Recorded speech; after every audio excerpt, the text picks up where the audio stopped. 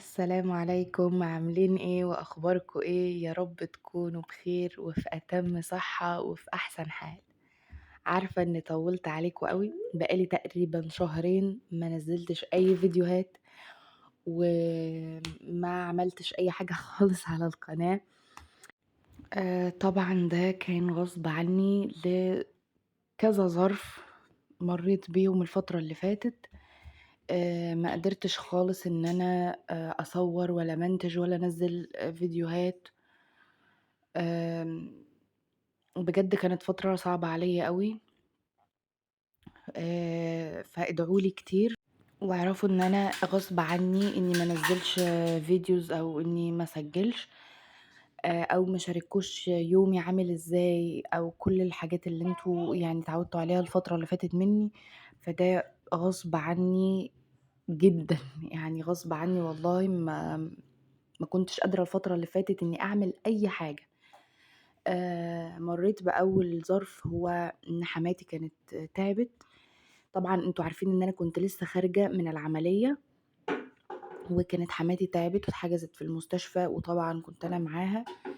ف ما كنتش يعني باعرف أصوّر ولا باعرف أعمل أي حاجة. ممكن في أول الفيديو كده أحُط لكم شوية مقتطفات من الحاجات اللي حصلت الفترة اللي فاتت، بالصور يعني، هاحاول على قد ما أقدر. الحاجة التانية إن بنتي بعد فترة تعب حماتي دي، بنتي كانت مرّت بكذا دور تعب ورا بعض. بعد كده جوزي كان اتعرّض إيده حصل فيها حادثة بسيطة كده. ف ربما يعني إن هي تبقى محتاجة عملية وتجبّس وحاجات كتير كده. وكمان كان عندنا فرح سِلفي.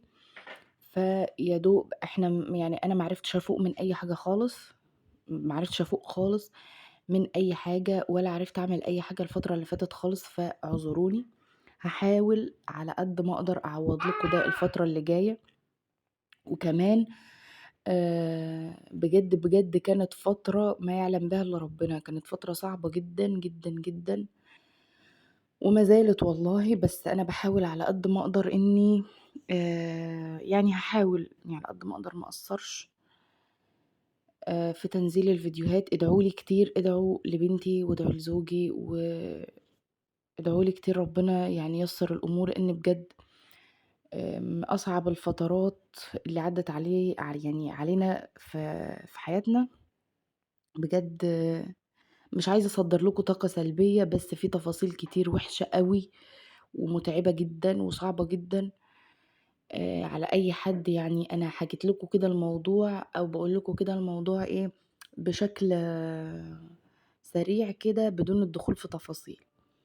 ويالّا بينا نبدأ الفيديو بتاعنا. وادعوا لي كتير جدًا في الكومنتات. ويا جماعة أنا باتعب جدًا، وبرغم أي ظرف بامُر بيه فباصوّر لكم وباقعد أمنتج وباتعب جدًا في الفيديوهات. فمش هتخسر أو مش هتخسري أي حاجة لمّا تدوسي لايك للفيديو وتحطّي كومنت حلو أو تشتركي في القناة. أنا باقدّم محتوى حلو على فكرة، وممكن تاخدي منّي فكرة تفيدِك، وممكن تسمعي كلمة منّي تفيدِك. وممكن تبقي مستمتعة بالفيديو بالروتين بتاعي أو بأي حاجة باقدّمها. فأتمنى تنوّروني في القناة وتحطّوا لي كلمة حلوة وتحطّوا لي لايك للفيديو وخليكم خيرين يعني. طبعًا كان متكوّم عندي كمية مواعين لا تُعَد ولا تُحصى، بجد. كان متكوّم عندي كمية مواعين رهيبة. الفترة اللي فاتت دي أنا ما كنتش قادرة أعمل أي حاجة، كنت باراكم بصراحة حاجات كتير جدًا وده غصب عني، أكيد أنا مش حابة كده. كمان يعني أنا فضلت بقى أغسل في المواعين. غسلت كمان الرخامة، غسلت اللي هي ال الصفاية دي، أو اللي هي البتاعة البيضا اللي هناك دي، اللي إحنا بنحط فيها المواعين تنشف أو تتصفى. مش عارفة اسمها مطبقية، اسمها صفاية زي ما بتسموها. غسلت على قد ما أقدر المواعين. طبعًا هُم محطوطين على الرخامة في الناحية التانية، فكل شوية باجيبهم أحطّهم في الحوض واغسل كمية واحطّها في الصفاية، أجيب من على الرخامة وأحط في الحوض واغسل واحط في الصفاية. وطبعًا زي ما أنتم متعودين منّي أنا ما باستغناش عن السلك الألمونيوم بتاع المواعين، بتاع غسيل المواعين. فكنت هنا ما عنديش سلك، ما كنتش لسه جِبت سلك، كان خلص يعني من عندي، فطبعًا ما عنديش غير الإسبونجة دي، والإسبونجة دي لازم أضغط بيها جامد و وأغسل بيها جامد علشان أحس إن الحاجة اللي أنا باعملها نضفت، وفي حاجات كنت بارجع أعِد عليها مرّة و2. آمم أهو يعني شايفين كمية مواعين رهيبة، أنا باشيل أودّي وأجيب غيرهم، أشيل وأودّي وأجيب غيرهم. وبجد الإسبونشة دي ما كانتش مساعداني خالص، بجد إيديّا وجعتني وإيديّا خدّلت جدًا، بجد والله تعبت جدًا في المواعين دي، لإن راكمت عليَّ مواعين كتير، وده غصب عني طبعًا يعني. والله العظيم كانت فترة أنا ما كنتش عارفة أفوق، ما كنتش عارفة أفوق، بنخرج من حاجة لحاجة لمشاكل، يعني كمان يعني زيادة عن الضغط بتاع أي حاجة تانية، كان في مشاكل كبيرة جدًا كمان، فاعذروني. وادعوا لي كتير. ده يعتبر أول روتين بعد الفترة اللي أنا قُلت لكم عليها دي، أول روتين بعد الفرح بتاع سيلفي. كمان في مفاجأة حلوة أوي، هاقول لكم عليها في الفيديوهات اللي جاية، يمكن ده يكون آخر روتين، أو هي الفترة اللي جاية يمكن تكون أصعب، يكون فيها حاجات يعني طبعًا هاصور لكم كل الحاجات دي. يعني هتبقى أصعب، وهتبقى فيها مسؤوليات أكتر، وهيبقى فيها ضغوط أكتر، وهتشوفوا ليه، هتتفاجئوا في الفيديو يمكن اللي جاي بحاجة يعني غير متوقعة خالص، بس أنا متأكدة إنكم هتتبسطوا، وادوني بقى أفكار، ويعني تابعوني بقى علشان تشوفوا اللي جاي. بجد الفيديو اللي جاي ده يعني مفاجأة، خلّيها مفاجأة، مش عايزة أقول أي حاجة، مش عايزة أحرق، بس خلّيها مفاجأة، تمام؟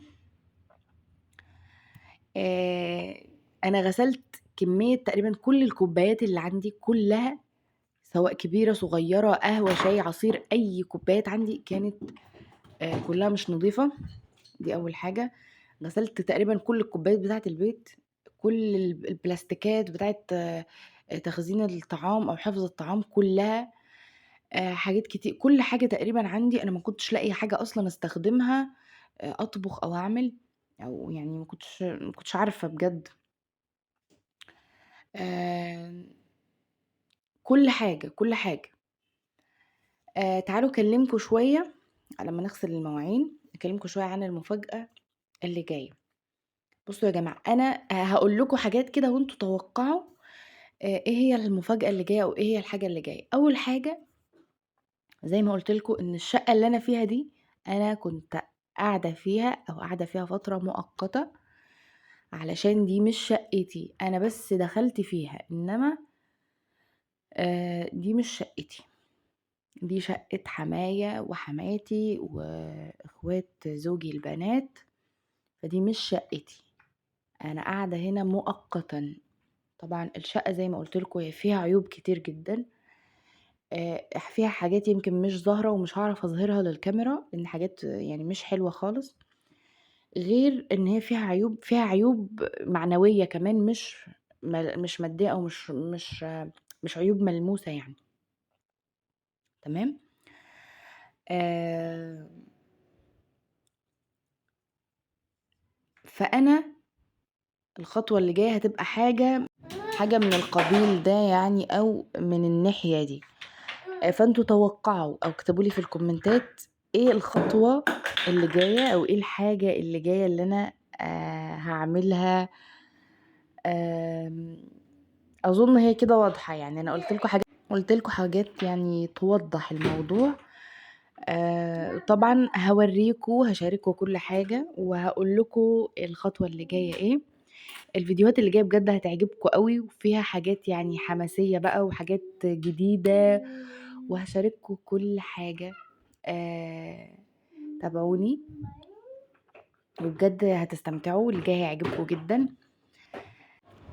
بدأت هنا كده طبعًا أنا دايمًا باغسل الحوض والرخامة الأول، بعد كده بابتدي أغسل المواعين، ما باعرفش والحوض مش نضيف أو الرخامة مش نضيفة ما باعرفش أبدأ في المواعين الأول، اللي بيعمل زيي كده يكتب لي في الكومنتات.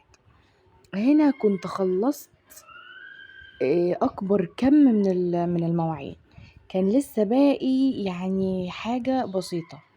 شوفوا بقى أنتم كده فكرتونا خلّصنا، لأ إحنا ما خلّصناش، خدوا اللي جاي ده لسه كمان اللي جاي ده لسه تقريبًا المواعين كلّها حرفيًا كانت مش نضيفة، لسه استنوا لسه في تاني غير اللي أنا كوّمته هناك ده، اللي اتغسل هناك ده لسه في تاني، لسه في يملى الحوض وأكتر كمان.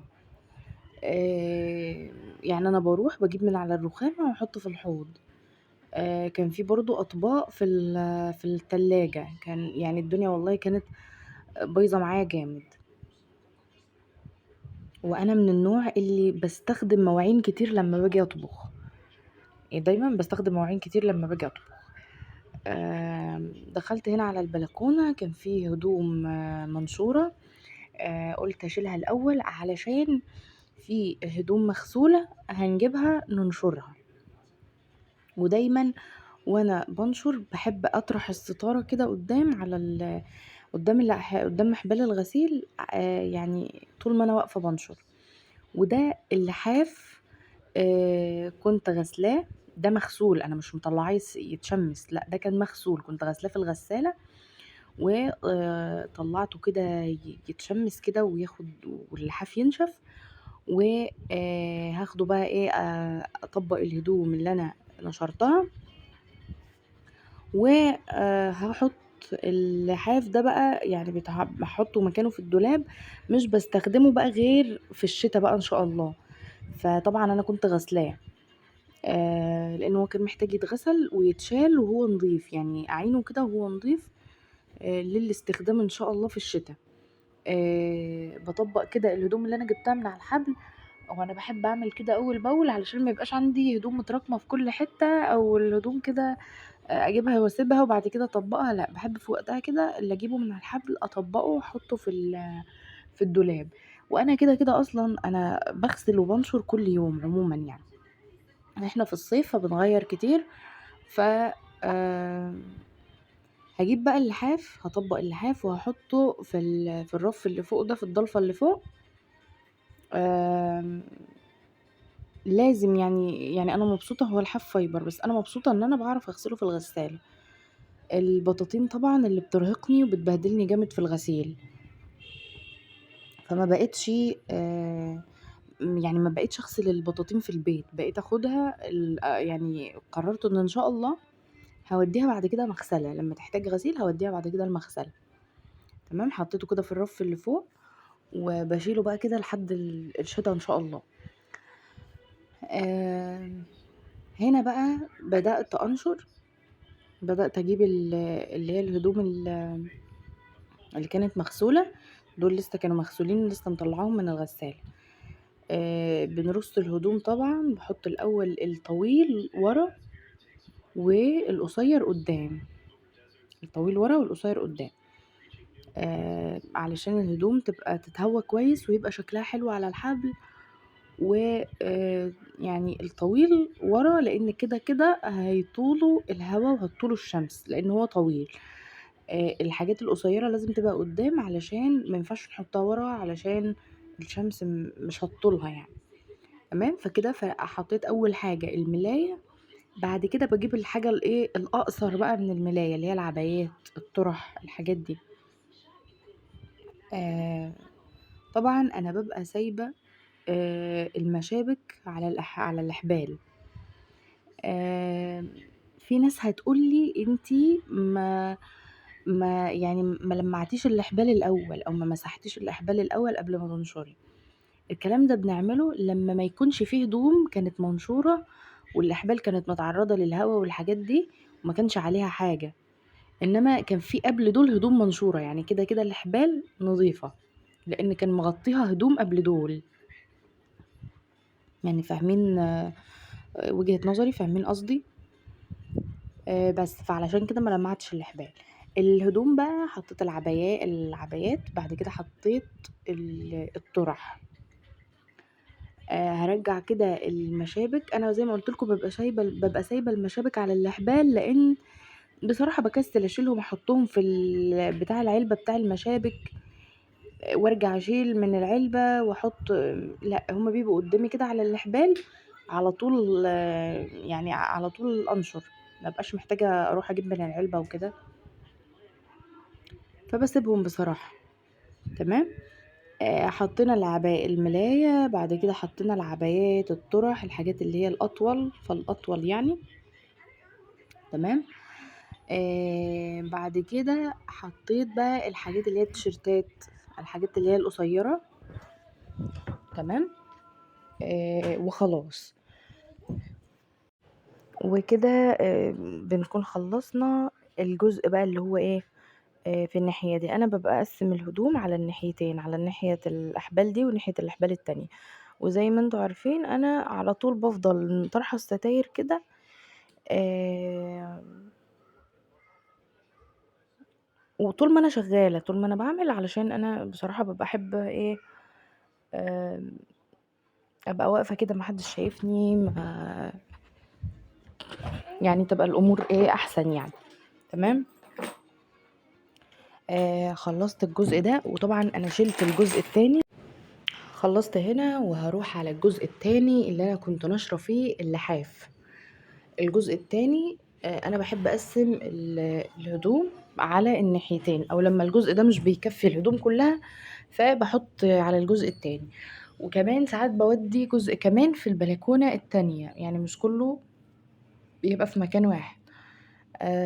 هنا الجزء التاني حطيت بقى عليه الهدوم اللي هي الصغيّرة، وخلاص. عايزة أقول لكم باحب أوي شكل الستارة، باحب أنشر الصبح بدري، باحب جدًا إن أنا أنشر الصبح بدري، وباحب كده أهفهفة الهوا الصبح كده، يعني بيبقى له ريحة معيّنة كده، ومع ريحة الغسيل وهو طالع من الغسالة، بجد والله العظيم بتبقى يعني حاجة حلوة جدًا. فباحب دايمًا أنشر الصبح. وساعات لمّا باتشغل طول اليوم أو ما بابقاش عارفة أنشر الهدوم، بيبقى بالليل بقى متأخر قبل ما أنام، وباشيلهم تاني يوم على الضهر كده يعني. باحب أبدأ في أول اليوم كده إن ألِم كل الهدوم اللي مش نضيفة، وكل حاجة مش نضيفة أغسلها. حتى لو الحاجة هاشيلها نضيفة، أشيلها وهي مش متوسخة. وأول حاجة بابدأ بيها اليوم لمّا بيكون عندي غسيل إن أنشر، إني أصبِّن وأنشر على طول. هنا بقى دخلت على الستاير بتاعة الأوضة الكبيرة، كانت الستاير دي كنت غاسلاها وموضباها وشِلتها في الدولاب، علشان كانت يعني هي الستاير الوحيدة عندي في البيت اللي لونها فاتح. فكانت ودي أكتر أوضة أنا دايمًا سايبة الشبابيك بتاعتها مفتوحة، خصوصًا في الصيف. فاتبهدلت واتطربت وبان عليها أوي إن هي اتبهدلت جامد، فغسلتهم وكنت شايلاهم في الدولاب على أمّا أرجع أركّبهم تاني. فرُحت كده جبتهم بعد ما خلّصت بقى المواعين ونشرت الهدوم، قُلت كمان أحط الستاير، أركّب الستاير. ركّبت الجزء بتاع الشباك الأول، وبعد كده هاركّب الجزء بتاع البلكونة. تمام. آآ نزّلت المواسير، جِبت إيد المقشة. أنا ما عنديش سلِّم يا جماعة، ما عنديش سلِّم. طبعًا لو عندي سلِّم كان سهِّل عليَّ الموضوع، بس أنا ما عنديش سلِّم. فجِبت إيد المقشة كده نزّلت بيها المواسير بتاعة الستاير، والمواسير كانت مليانة تراب، كانت مطرّبة جدًا، فمسحتهم زي ما أنتم شايفين. و خدت كده الجزء الشيفون بتاع الستارة اللي بيبقى قبل الblack out، أو اللي بيبقى قبل الستارة التقيلة. عايزة أقول لكم إن أنا والله اتبهدلت أوي في تركيب الستاير دي بجد، لدرجة إن أنا باقول لنفسي آخر مرّة أنزّلهم من مكانهم وأغسلهم. بجد اتبهدلت فيهم جامد، جامد، جامد. تركيبهم صعب جدًا وفكّهم صعب جدًا، وبجد يعني مرهقين أوي. وكمان أنا ما عنديش سلِّم، لو عندي سلِّم كان الموضوع بقى أسهل. هنا كنت بدأت كده أركّب الجزء اللي هو الشيفون. كنت باحط الحلقات الأول في الماسورة بتاعة الستارة، ولمّا أكمّلها كلّها ولما هكمل الجزء اللي هو الشيفون الابيض ده، ولما اكملها كلها في قلب الماسورة، احاول اطلع واركبها. بس بجد والله اللي ما عندهوش سلم، او اللي بيفكر ينزل الستارة ويغسلها والكلام ده والستاير ويغسلها وما عندوش سلم، لا خلوها مكانها احسن لحد ما تجيبوا سلم. بجد الموضوع مرهق قوي، مرهق جدا جدا بجد. يعني شوفوا انا برفع الجزء، شوفوا كل شويه تقع مني. وعايزه اقول لكم في مره من دول وقعت على دماغي والله، فوحشه جدا بجد، حاجه بشعه. ف بس طبعا لازم اركبها، وفضلت اطلع على الكرسي وكنت هقع كذا مره. فوالله الموضوع يعني مرهق. واتبهدلت بجد على ما عرفت اركب الستاير دي. يعني هنا انا طلعت بحط الاول الجزء بتاع الماسوره اللي الناحيه دي برفعه كده، والتانية بروح بجيب، يعني بفضل سندها بايدي لحد ما اجيب ايد المقشه ارفع بيها الجزء اللي انا سنداه بايدي، علشان اعرف اطلع الجزء ده على الحديده او اللي هي اللي بتسند الماسوره. فبجد بفضل بقى يعني بعد ما احطها على الحته اللي هي بتسند الماسوره دي، اللي هي اللي طالعه من الحيطه دي، بفضل اخبط عليها كده بايد المقشه على ما تنزل في المجرى بتاعتها، علشان تفضل مظبوطه، او يعني تبقى متثبته كويس. وبعد كده فردت الجزء اللي هو الابيض ده. طبعا في حته نازله شويه كده في الجزء الشيفون الابيض ده، بس هنا الدبوس او المشبك او اللي هي الحلقه بتاعه المكان ده، فالحلقه دي ضاعت. فركبتها زي ما هي كده وخلاص، على ما بقى اشتري لها حاجه او اجيب لها حاجه اركبها يعني اظبطها اكتر من كده. هنا بقى يعني ايه، كنت بحاول بقى اجيب الجزء التاني افرده، او بحاول اشوف انهي جزء يعني بتاع الشباك، لان الشباك طبعا انا ركبت الجزء اللي انتوا هتشوفوه دلوقتي ده. يعني انا عملت حاجه غلط خلتني عملت مجهود اكتر. الشباك المفروض له جزئين بلاك اوت، اللي هي الجزء التقيل، اللي هي الجزء. فالجزء ده المفروض انه له الشباك له جزئين من اللي هي الستارة اللي هي القطعة التقيلة. فانا قلت يعني ان القطعتين دول هيبقوا بتوع البلكونة، والقطعة الواحدة هي اللي بتاعت الشباك. لا، طلع العكس. وانا بعد ما حطيت واحدة بس وحطيتها في اتجاه معين، رجعت شلتها تاني وحطيت القطعتين، ودول هتشوفوهم في الاخر بعد ما اركب. يعني انا هنا حطيت قطعة واحدة بس، برفع الماسورة من الناحية دي وبعدين برفعها من الناحية دي بايد المقشة. بحاول اتصرف يعني وبحاول اعملها تمام. فهنا انا حطيت جزء واحد زي ما انتوا شايفين كده، وهلمه من الناحية التانية وخلاص في الاتجاه ده. ف قعدت اقول يعني دي ما كانتش كده، وفضلت افكر شويه لحد ما اكتشفت ان المفروض قطعتين مش قطعه واحده. هنا بحاول اسويها، يعني عايزه اعملها زي يعني ما بتاع الستاير وهو بيركب بيبقى يعملها، او زي ما انا بشوف الستاير يعني. فحاولت على قد ما اقدر اسويها. طبعا هي كانت عايزه تتكوي وانا ما كويتهاش. كانت هتبقى مظبوطه معايا اكتر من كده، ودي من ضمن الحاجات اللي انا نسيتها برضو وانا بعد ما غسلت الستاير يعني. فهي المفروض بقى ما تبقاش كده، هوريكم في الاخر هي المفروض تبقى ازاي. انا طبعا شلت كل ده تاني، شلت الماسوره دي ونزلت القطعه التقيله دي تاني، والقطعه البيضه دي ظبطتها، رحت جبت لها حلقه من ستاره في اوضه احنا مش بنستخدمها او مش بندخلها، وركبتها وحاولت اظبطها. فده الشكل النهائي. دي كده القطعة بتاعة البلكونة، ده باب البلكونة. دي القطعة الواحدة اللي انا حطيتها للشباك قدامكم دلوقتي، ورجعت شلتها ركبتها كده للبلكونة، لان البلكونة باب البلكونة اصغر شوية والمساحة عنده اصغر شوية، فكان المفروض ليه القطعة الواحدة اللي انا حطيتها في الاول.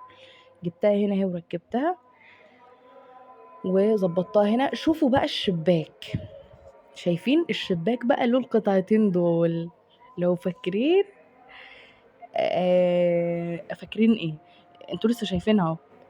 قبل لو يعني في الشوية اللي قبل دول أنا كنت حطيت قطعة واحدة بس، وكان اتجاه الشراشيب دي مش كده خالص، فضبطتها، ضبطت كده ده باب البلكونة. شايفين الشكل النهائي؟ والله أنا اللي ركبتهم بعد ما طلع عيني. ده الشكل النهائي بتاع باب البلكونة. تمام، دي الأوضة الكبيرة، دي الغرفة الكبيرة. تمام، وكده نكون وصلنا لنهاية الفيديو. ان شاء الله ما تأخرش عليكم تاني في الفيديوهات، وما تنسوش تعملوا لي لايك وتشتركوا في القناة علشان تشوفوا المفاجآت اللي جاية والنقلة اللي جاية ان شاء الله. وبحبكم جدا، وما تنسوش تكتبوا لي تعليقات حلوة كده زيكم، وتقولوا لي ايه رأيكم في الروتين بتاعي، وتقولوا لي ايه رأيكم في كل حاجة بتشوفوها في الفيديو. ومع السلامة.